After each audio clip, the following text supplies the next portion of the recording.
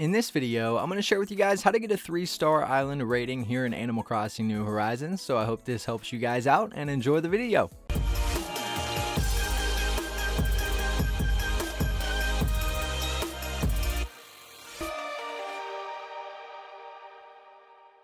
So what's going on, ladies and gents? My name is Arbuckle. Welcome back to another video. Today we are once again back on Animal Crossing New Horizons, and I wanted to share with you guys how to get a 3-star island ranking. So I'm sure a lot of you have seen videos on YouTube on how to get the 5-star ranking, but the 3-star can be a little bit more confusing because it's right there in the middle. Plus you're able to unlock a lot of really cool new things with it. So hopefully this video will help some of you guys out, whether you're not fully understanding how to do it or you can't figure out why your island won't upgrade. So the first thing that you want to make sure that you're doing is upgrading all of your buildings. The first being your residence tent. You want to upgrade your residence tent to the resident building. You also want to upgrade to the Nooks Cranny store. So originally you have the little Nooks Cranny tent. You want to upgrade that to the store. And last but not least, you want to build your museum. Now I can't 1000% confirm that your museum needs to be completely built, but it does have to be in the process of being built. So make sure that you have all three of these down. You have your residence building, you have your Nooks Cranny, and you have your museum placed and building if not already built. So those are the three things that you need to start. The second thing that you want to do after you have all three of those done is go talk to Tom Nook about selling slots. Once you have all of these upgraded, Tom Nook is going to give you the ability to sell slots here on your island, which essentially is going to bring neighbors to your community. So once you go there, he'll ask you to sell slots. They're 10,000 bells a slot. Now you can only do one slot per day, which kind of sucks. This is pretty time consuming unless you are time traveling. But essentially you'll get one of those slots, you'll pay 10,000 for it, and you can go place it anywhere on your island, wherever you want, and it will build a house. Now it's got a 1-day building time. So if you place it on a Tuesday, it's not going to be fully built until the next morning on that Wednesday. So once it builds, you can then go and buy another slot and put that down. But unfortunately, you can only do one at a time. Now I've seen different numbers. I think it's different for everyone. However, I recommend getting to 8 neighbors before you start moving on to the next step, because most players say that it's around 7 or 8 neighbors that you need to reach that 3-star. And the way that you can check is after putting down a couple of slots. If you go talk to Isabella in your residence building, you can ask her about island evals, which are essentially your island evaluations, and she will tell you what you need. And to get from that 1 to 2-star, you have to have a certain amount of residents. And I'm pretty sure you're going to get to 7 or 8, and that's when you're going to get it. So 7 or 8 residents, make sure that you get those many in, and then you can go talk to Isabella about your evals and see if you've gotten to the 2 stars. If you've gotten to the 2 stars, that's great. That's all you need. The next steps are what I'm about to share with you. So once you have all your neighbors moved in, you have all of your buildings upgraded, there's going to be a few extra things that you need to make sure that you have scattered around your island. Now, I'm sure most of you are probably already going to have a lot of these items, which is already good if you've gotten a head start and you've started planting flowers and trees and putting random items around the map to make your island look cooler. You're already in a good place. So the first thing is making sure that you have 25 to 30 pieces of furniture. Now this is different types of furniture. You can have 25 to 30 of all different variants, whether it be DIY furniture, so furniture that you can build at the crafting table, you can buy furniture at Nook's Cranny, or you can buy furniture through the Nook shop in the residence building. It doesn't matter. Having 25 to 30 of all of these is going to be great. Now I'm not saying 25 to 30 of each, this is all of them combined. However, I would recommend sticking more to the DIY projects. You'll notice as you're leveling up your island, the more DIY projects that you have in, it's going to make it easier and quicker for you to get those higher starred islands. So make sure that you are crafting a bunch of different furniture. Another thing I want to point out is make sure that you're not using the same of each furniture. A lot of people go in and will just build 50 log benches and just go put them all down in the same spot. That is not something that is going to work. You need to build different types of furniture. For me personally, I think I made probably 7 or 8 of each item and made a ton of items. Now, like I said, I did end up having 7 or 8 log benches, but I also had 7 or 8 of like 20 other things. So it made it really easy for me to go scatter them around the map, which is another thing that you need to make sure you're doing. I've seen a lot of people in my comment section talking about they have all these items placed. Why is their island not ranking up? You have to make sure that all of these items that you're placing onto your island are scattered and not in one specific area.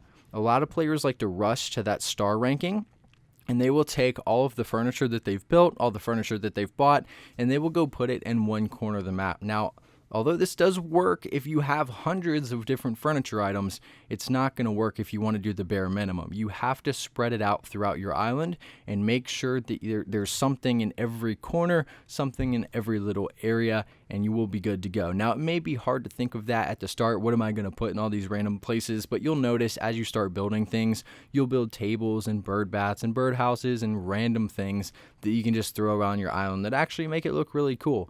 And once you hit that 25 to 30 mark, you should be good on the furniture. Now, the second thing that you want are fences. You're going to have to put down a lot of fencing. Now, I would recommend for 3 stars, 50 to 60 fencing. Now, keep in mind, it may be fewer for some, a little bit more for others, but I would recommend starting with around 50 to 60 and then go talk to Isabella and see if she says anything about fencing. If she says you need more, I would only recommend putting 10 to 20 more down and then go talk to her again. It may seem like a lot of fencing as you're leveling up your island, but overall, you guys can see on my island that it's really not that bad. If you put fences outside of your house as well as your neighbors' houses, put some in the town square around some of the buildings, you can do a lot of really cool stuff with the fencing, and you really shouldn't have too many problems. But again, make sure that you have at least 50 to 60, and then go talk to Isabella. If she doesn't say anything else about fencing, you're good to go.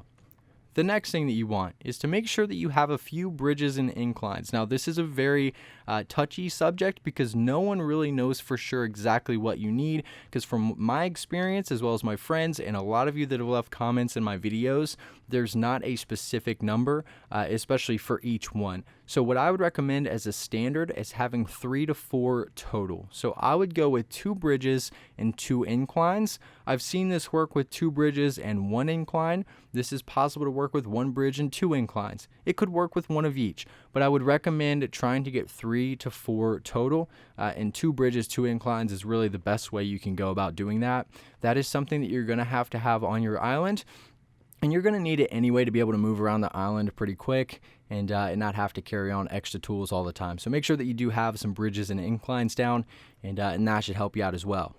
The next thing that you're going to need is something that I see in the comments nonstop about players complaining about, and that's flowers. So you're going to need between 150 to 200 flowers. Now, the reason I have such a wide number here, it's not pinpoint down to an exact number, is because I've seen a lot of players that have had under 140 flowers and have been set, and I've seen players that have had like 170 and it still says they need more flowers. So like I'm saying with most of this stuff, it's not going to be a set number for everyone. However, a good number is between 150 and 200 before going and talking to Isabella. Now, one thing that can make this a little bit quicker and easier on yourself is not necessarily going and counting all the flowers that are already on your island. I would recommend putting down like 100 to 120. Keep in mind, you're already going to have flowers that have spawned on your island, and going through your entire island and counting them can be a real pain and take up a lot of unneeded time. So make sure that you're just putting down flowers from the start and counting from there. You don't need to go through and count every single flower.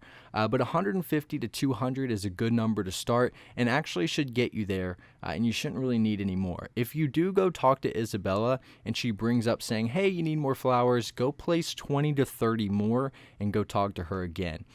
What I would do, I think one of the biggest problems that players have is they put all of their flowers down in the same spot, and I think that's probably what hurts them and makes them need more. So when you get all these flowers, make sure that you're placing them in different areas. Also, keep in mind that if you put a lot of flowers together, here in Animal Crossing, we have hybrid flowers. So most of the time, if it rains or you water them, you're going to have other flowers that are spawning next to them. So they're going to multiply by themselves. Over a month's time, my flowers basically doubled here in Animal Crossing. So that's just another way to get yourself some free flowers. But make sure, again, that you have anywhere between 150 and 200, and you should be set.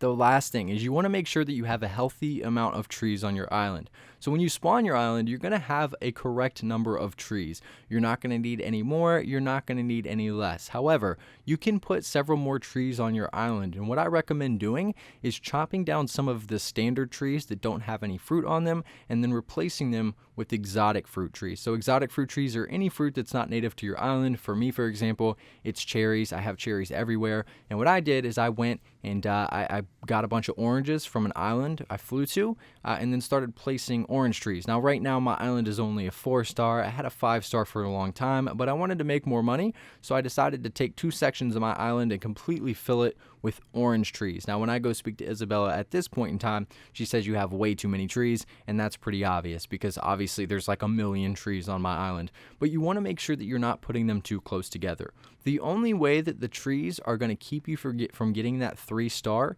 is if you have too many of them together, because the excuse is that neighbors get lost in the woods. So you can have as many trees as you can fit on your island as long as you keep them away from each other, and it's easy for your residents to navigate around the island. If you have them all piled up in one part of the island, you may not even have that many trees, but if they're all in the same spot, residents are going to complain that they're not able to move around in that area, and that's what's going to prevent you from getting those 3 stars. So you really shouldn't have too many problems with the trees. Just make sure that from when you started the game, if you cut down a bunch of trees, make sure that you plant a bunch more. If you planted like a million, make sure you cut some of them down so you can move around, and you should be good to go. But this is essentially what you need to do to get the 3-star island rating here in Animal Crossing New Horizons.